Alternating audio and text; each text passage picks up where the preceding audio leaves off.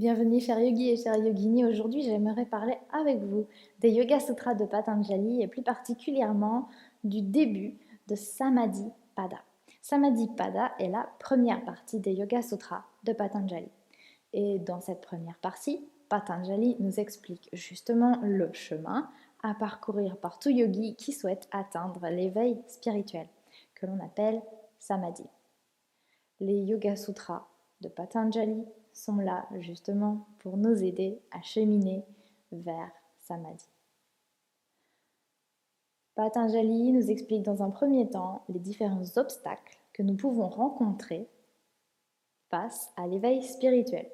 Ces obstacles, il les appelle les vrittis. Les vrittis, ce sont des distractions de l'esprit. Et ces distractions de l'esprit empêchent le yogi d'atteindre l'éveil spirituel. Patanjali nous explique en quoi ces vrittis consistent avec plusieurs exemples qui peuvent se transposer à notre vie actuelle.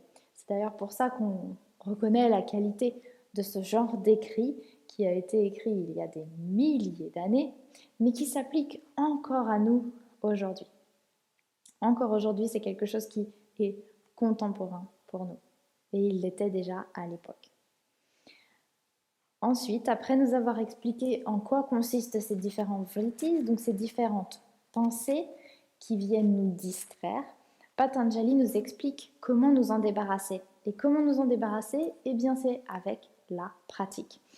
Et un message important que Patanjali véhicule, c'est que la pratique n'a rien à voir avec un objectif déterminé. La pratique est l'effort continu du yogi. Et c'est un message très important à transmettre.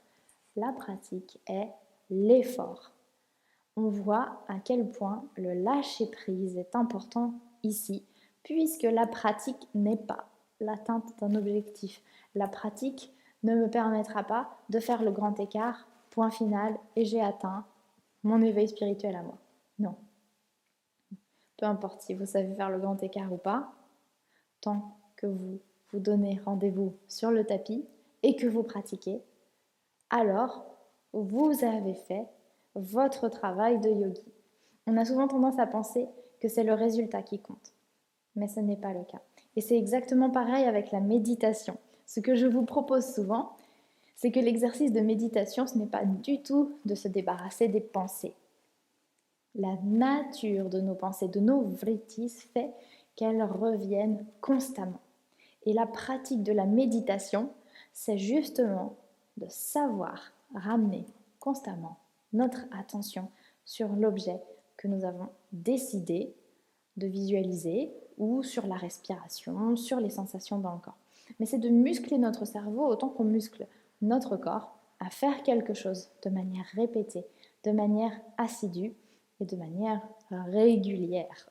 C'est justement ce message que nous passe Patanjali dans cette première partie, dans Samadhi Pada. C'est une pratique avec du lâcher-prise.